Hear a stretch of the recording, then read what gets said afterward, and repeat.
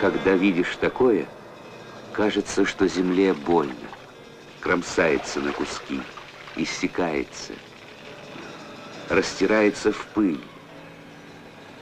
делается бесплодным ее живое тело.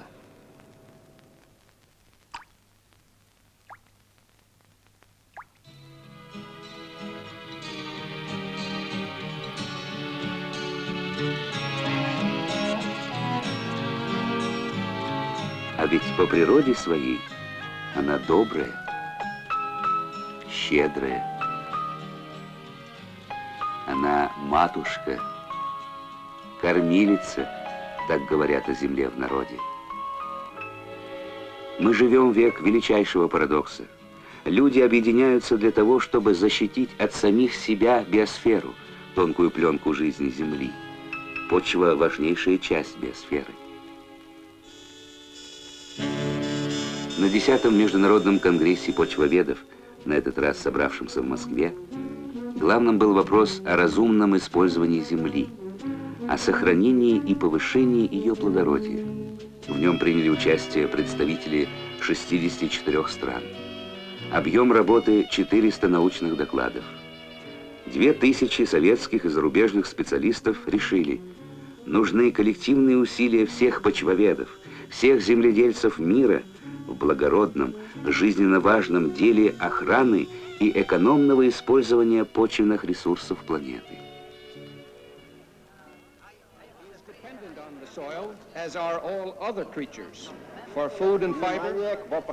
Ведь во всем мире, в Японии и Финляндии, Индии и Австралии, Африке и Соединенных Штатах Америки, Аргентине и Франции, главное богатство страны – земля.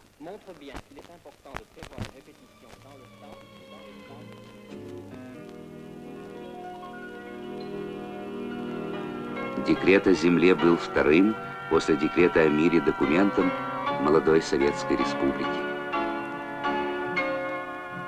«Берегите, храните, как зеницу ока землю», — завещал Ленин. Этот завет вождя Коммунистическая партия Советского Союза достойно несет как почетную и ответственную эстафету.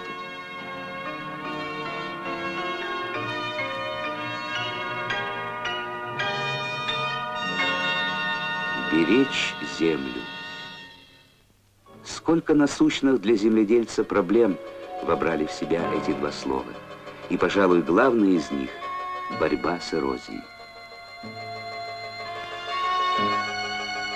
Вот образцы разных типов почв. Можно назвать с десяток признаков, по которым они отличаются друг от друга. Но самый важный из них – плодородие почвы. Оно определяется толщиной верхнего, насыщенного перегноем слоя. Мощность этого плодородного слоя зависит от многого. От материнской породы,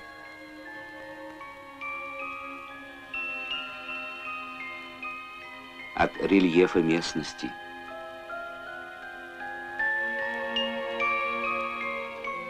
от климатических условий,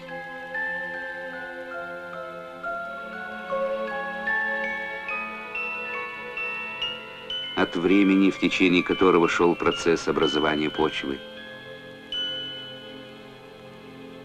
И самое главное, от особенностей растительного и животного мира.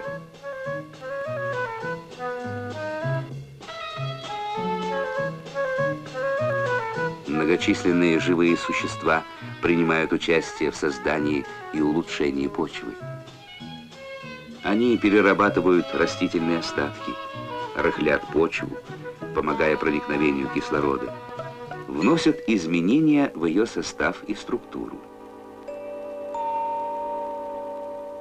Особая роль здесь принадлежит почвенным бактериям. В результате взаимодействия всех этих сил и образуется верхний плодородный почвенный слой. Но сколько времени тратит на это природа? Примерно 2 сантиметра за 200, а то и за 1000 лет.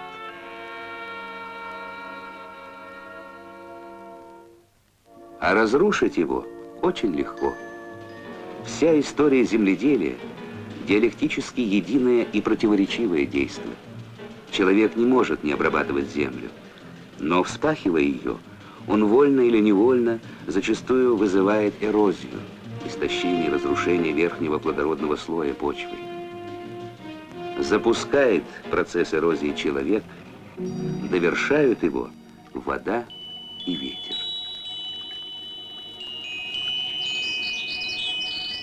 Весна. Помните? Гонимые вешними лучами, с окрестных гор уже снега сбежали мутными ручьями на потопленные луга.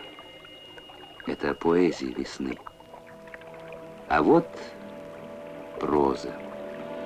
Быстрые вешние воды вымывают из почвы плодородные частицы и важнейшие минеральные соли. Нарушается ее структура.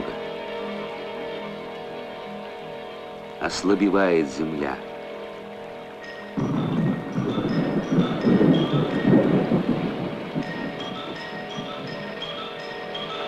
Добавьте еще огромную разрушительную силу дождей, и вот итог. Смытая, истощенная земля с резко сниженным плодородием.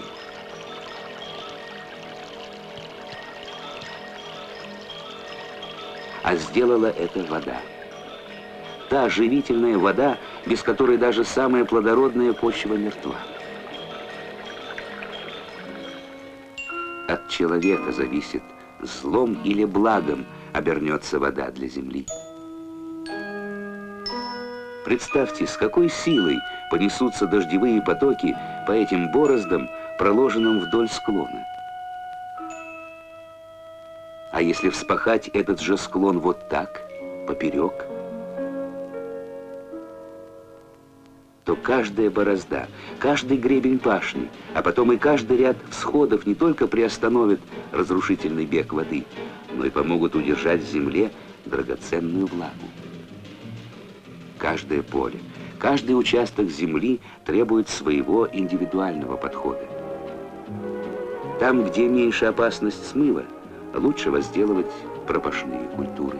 Где опасность водной эрозии увеличивается, сеять такие культуры, что не требуют частой обработки земли, а подножье склона укрепить посевами трав.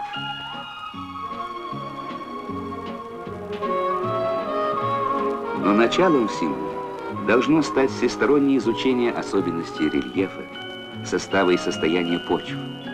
Такая карта – генеральный план противоразионной защиты. В наше время без нее немыслимо рациональное землепользование. Если же хозяйство ведут бездумно, без учета местных особенностей, землю подстерегает еще одна беда. Все может начаться с безобидной на вид промоины, даже с неправильно проложенной борозды.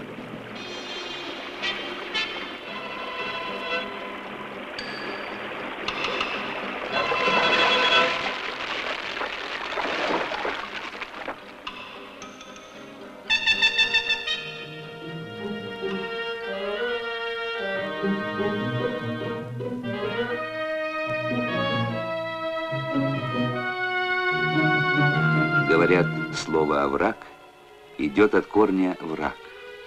Точнее, трудно придумать. Овраги – истинный бич земледелия.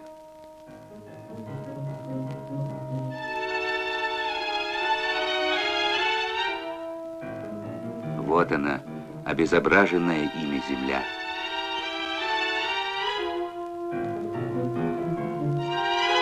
Но и против этого врага есть оружие. Есть немало доступных и эффективных приемов борьбы. Губительный процесс можно пресечь еще в зародыше, засыпав овраг.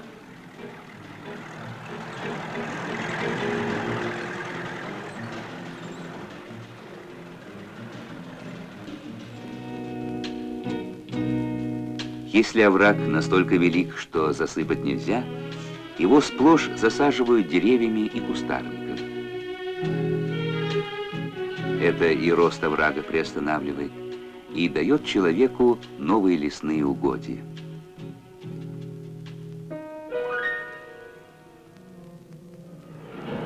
И снова земля в беде. Только здесь ее враг — ветер.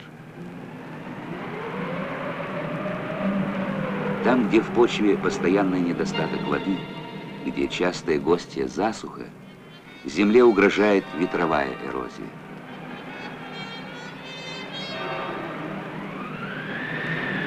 Пыльные бури. Настоящее бедствие степных районов. Даже средней силы пыльная буря способна за 2-3 часа буквально ободрать землю. Погубить посевы на сотнях тысяч гектаров.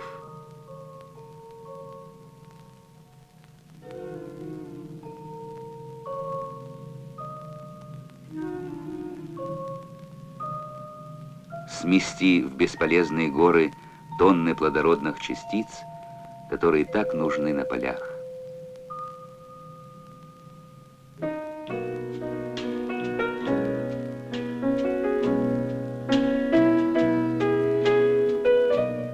В этих местах тоже некогда хозяйничали пыльные бури. Поля, раскинувшиеся в Кулундинской степи, наглядное подтверждение тех успехов, какие может достигнуть земледелие в условиях социалистической плановой системы хозяйства. Потому что именно в этих условиях оказывается возможным применить в масштабах всего государства целую систему агротехнических, мелиоративных, гидротехнических и организационных мероприятий, направленных на борьбу с эрозией почв. Для целых районов страны разработаны специальные, с учетом местных условий, приемы обработки земли. Наипервейшая их цель — свести к минимуму нарушение целостности почвенного покрова. Это называется мульчирование стерней при безотвальной вспашке. Название сложное, а суть проста. Обрабатывая землю, сохраняет стерню.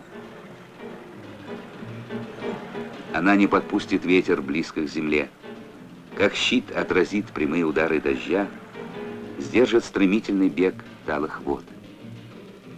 Но этого мало. Надо поставить заслоны на пути ветров, гуляющих по степи, чтобы не разрушали почву, не выдували зимою снег с полей. Лес. Стена кулисных культур, стерня, тройной заслон, уменьшающий скорость ветра и втройне надежный способ удержать снег на полях.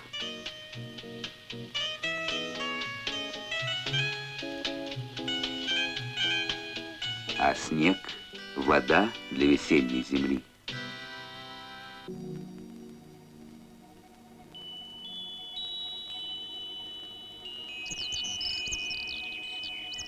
С приходом весны медленно стает снег под солнечными лучами. И земля не спеша впитает талые воды, пойманные в ловушки, заранее подготовленные человеком.